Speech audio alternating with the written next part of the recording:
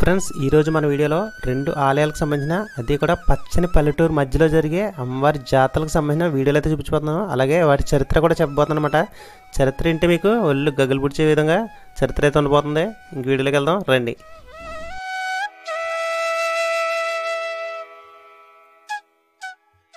ముందుగా మనం అంబేద్కర్ కోనసీమ జిల్లా ఆలమూరు మండలం పెనికిరి గ్రామంలో పుంతల ముసలమ్మ ఆలయం గురించి అయితే తెలుసుకుందాం. ఈ ఆలయాన్ని ఈ గ్రామస్తులు అయితే చిన్న ఆలయం కింద అయితే కట్టడం అయితే జరిగిందనమాట. అయితే గ్రామాల్లో ఉత్సవాలు మొదలుపెట్టిన తర్వాత అయితే మాత్రం అమ్మవారు ఇంకా పెద్దగా అయితే కన్స్ట్రక్షన్ చేసుకుని చాలా పెద్ద ఆలయం కింద అయితే కట్టించుకుందనమాట. ఆలయం కూడా మీకు చివరిలో అయితే చూపిస్తాను. ఈ గ్రామంలో ఉన్న ఆచారం ప్రకారం ఇక్కడ చీరలు వేస్తున్నారు కదా, ఈ చీరలు ఏంటంటే పాన్పులు అనమాట. ఈ పాన్పుల మీదే అమ్మవారు పుట్టింటి నుంచి ఆలయం దగ్గరికి అయితే నడుచుకుంటూ వెళ్తుంది అనమాట, మొత్తం ఊరంతా తిరుగుతూ. ఇక్కడ చీర పాన్పులు కానీ పూల పాన్పులు కానీ వేసి అమ్మవారిని నడిపించడానికి గల కారణం ఏంటంటే ఇక్కడ వీళ్ళకి ఈవిడ ఆడబడుచు కదా, ఆ ఆడబడుచుని కాలు కింద ఎట్టకుండా సాగనంపాలని ఉద్దేశంతో ఇలా ఏంటంటే ఎక్కడ కూడా కాలు కింద ఎట్టకుండా చీర పాన్పులు కానీ పూల పాన్పులు కానీ వేసి వాటి మీద ఆవిడని అయితే నడుచుకుంటూ తీసుకెళ్తాను అనమాట.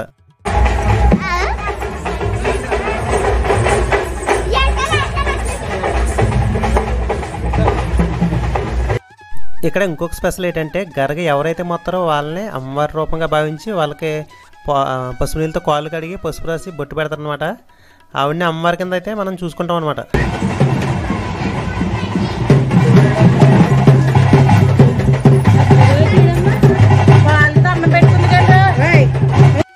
అమ్మవారిని పుట్టింటి నుంచి అత్తవారింటికి పంపేటప్పుడు ఎటువంటి తేడాలు చేసినా కానీ అమ్మవారు మారం చేసి కళ్ళని నీళ్ళు తెచ్చేసుకుని వెళ్ళనట్టదు అనమాట. ఆ సెంటిమెంట్ చూసినట్టయితే ప్రతి ఒక్కరు కూడా కళ్ళని నీళ్ళు కూడా తిరిగిపోతాయి. ఆ రేంజ్లో ఉంటుంది సెంటిమెంట్. అయితే ఏ ఆడపడుచుకైనా పుట్టినీళ్ళు పూరిపాకైనా కానీ ఆ పూరిపాక మీద మమకారం ఎక్కువ అనమాట ఆడపడుచులకి.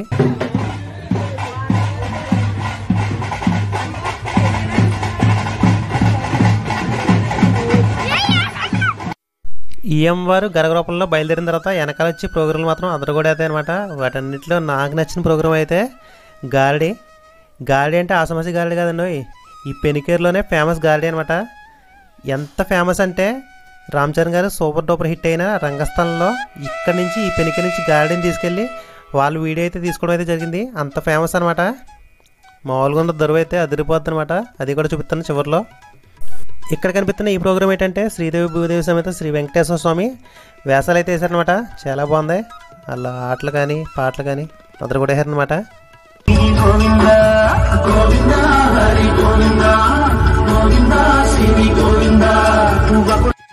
ఫ్రెండ్స్ ఇంత ఘనంగా జరిగే అమ్మవారి జాతరను లైవ్లో చూడాలనుకుంటున్నారా? అయితే నెక్స్ట్ ఇయర్ మార్చి నెల అమ్మవారి పుట్టినరోజు నాడు ఘనంగా అయితే అనౌన్స్మెంట్ అయితే జరుగుతుంది. అప్పటి వరకు వెయిట్ చేయండి. ఈలోగా మీరు చేయవలసిన పని ఏంటంటే పెనికేరు గ్రామంలో మీ చుట్టాలు కానీ ఫ్రెండ్స్ కానీ ఫ్యామిలీ కానీ అలాగే బీరకాయ చుట్టాలు ఎవరో ఒకరు ఉంటారు కదా, వాళ్ళని రెడీగా పరిచయం పెంచుకోండి. మనకైతే ఖర్చులు కలిసి వస్తాయి.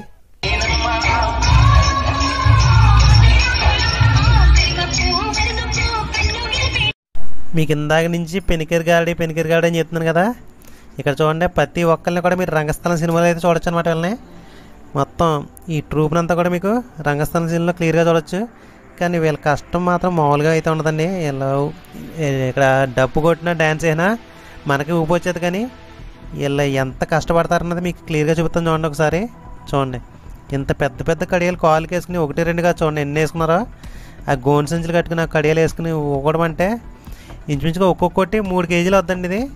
అలాగే ఎన్ని వేసుకున్నారో చూడండి. వాళ్ళు వాటితో డ్యాన్స్ చేయాలంటే మామూలుగా ఉండదు. కాళ్ళు చూడండి ఎంత బ్లాక్ అయిపోయినాయో.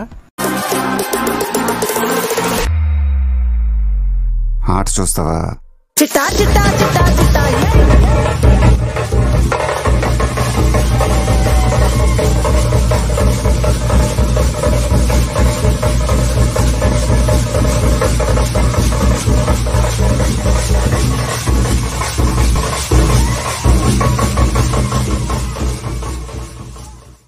ఆట చూసారా ఎలా ఉందా? మామూలుగా అయితే ఉండదు. ఇంకా లైవ్లో అయితే పూనకాలే అనమాట. ఇంకా అమ్మవారిని చూడండి, ఈవిడే అనమాట పుంతల ముసలమ్మ తల్లి. చూసి తరించండి. మొత్తం డెకరేషన్ అయితే మాత్రం అంత పచ్చిపూలే అనమాట, ఎక్కడ తగ్గలేదు పెనికేరులో అయితే. ఫ్రెండ్స్ మనకి ఇప్పుడు కనిపిస్తుంది అమ్మవారి కొత్త ఆలయం అనమాట. లోన ఒక చిన్న ఆలయం ఉంది చూడండి, అదే స్టార్టింగ్లో అయితే కట్టడం అయితే జరిగింది పుంతల ముసలమ్మ తల్లి అమ్మవారి ఆలయం అయితే. అయితే రాను అమ్మవారికి సంబరాలు అలాగే జనం కూడా పెరగడంతో ఆలయాన్ని అయితే మళ్ళీ రీకన్స్ట్రక్షన్ చేసి చాలా పెద్ద ఆలయం కింద అయితే నిర్మించడం అయితే జరిగింది. చూడండి లోన ఒక చిన్న టెంపుల్ కనబడుతుంది చూడండి, అదే అనమాట స్టార్టింగ్లో ఉన్న ఆలయం అయితే. ఈ బయట ఉన్నది అంతా కూడా మళ్ళీ కొత్త కట్టింది చూడండి, ఆ గోపురం అంతా కూడా స్టార్టింగ్లో ఉన్న ఆలయం అనమాట.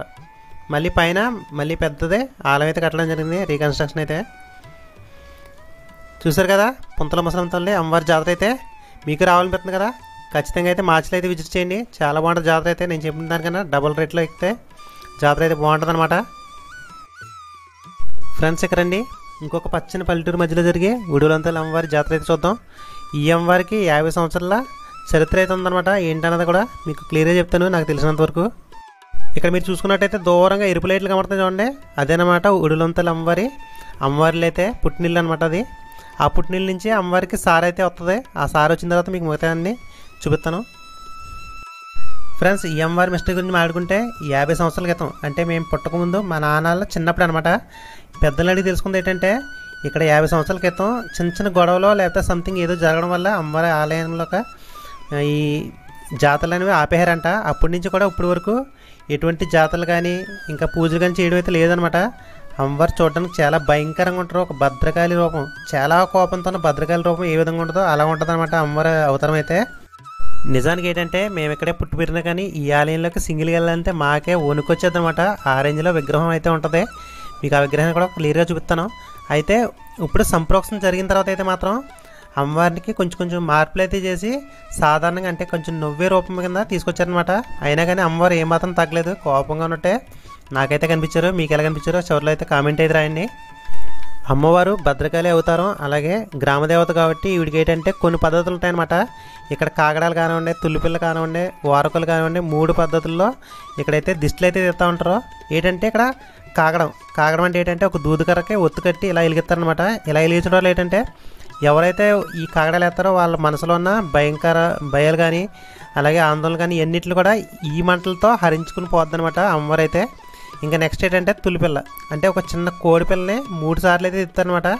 ఇలా ఎందుకంటే మన చిన్న పిల్లలకి తుల్లి పడతారు కదా, ఏదైనా భయపడతారు ఉంటారు కదా, ఆ భయాలన్నీ కూడా ఈ తుల్లిపిల్ల తీయడం వల్ల ఆ భయాలు కూడా పోతాయని ఇంకొక నమ్మకం. ఇంకా నెక్స్ట్ ఏంటంటే వారకొల్లు ఏంటంటే తాటికొలతో ఒక పిడతో 3 సార్లు అయితే తిప్పుతారనమాట. చిన్నపిల్ల అయినా పెద్ద పిల్ల అయినా ఎవరైనా సరే 3 సార్లు తిప్పుతారు.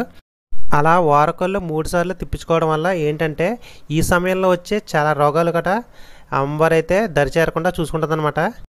ఇంక అమ్మవారి దర్శనం చేసుకున్నారండి. చల్లని తల్లి, సర్వరోగాల నుండి విముక్తినిచ్చే చక్కని తల్లి ఉడులమ్మ తల్లి చాలా భయంకరంగా ఉంటుంది అనమాట. మీకు ఈ చీరలో మెల్లో ఈ మాలలో కట్టడం వల్ల కొంచెం ప్రశాంతంగా అయితే కనబడుతుంది. కానీ అమ్మవారు ఇవన్నీ లేకుండా అమ్మవారిని చూసినట్టయితే అమ్మవారి మెల్ల ఏంటంటే రాక్షసాల పుర్రులు ఉంటాయి కదా, ఆ పుర్రుల మాలతో అమ్మవారు అయితే ఉంటుంది. అలాగే చేతులు కూడా పుర్రులు ఉంటాయి. కింద చూసారు కదా ఒక రాక్షసుని తొక్కుతూ అమ్మవారు ఏ విధంగా ఉందో చాలా భయంకరంగా ఉంటుంది అనమాట విగ్రహం అయితే. కానీ మా ఊరి గ్రామదేవత ఈ విధంగా మళ్ళీ 50 సంవత్సరాల తర్వాత ఈ పురస్కారాలు కానీ మళ్ళీ జాతరలు కానీ అందుకుంటుందంటే మాకు చాలా ఆనందంగా ఉందన్నమాట. మీకు ఎలా అనిపించిందో కింద కామెంట్ రూపంలో రాయండి.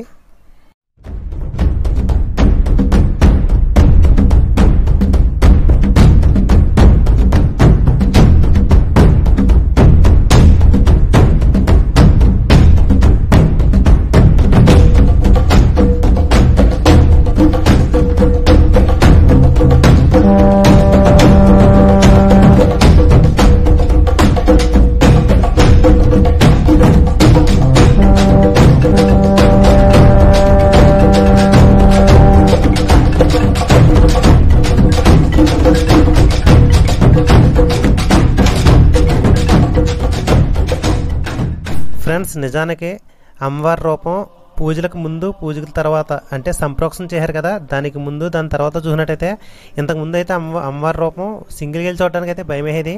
కానీ ఇప్పుడు మాత్రం చాలా శాంతంగా ప్రశాంతంగా అయితే అమ్మవారు అయితే కనిపిస్తున్నారు.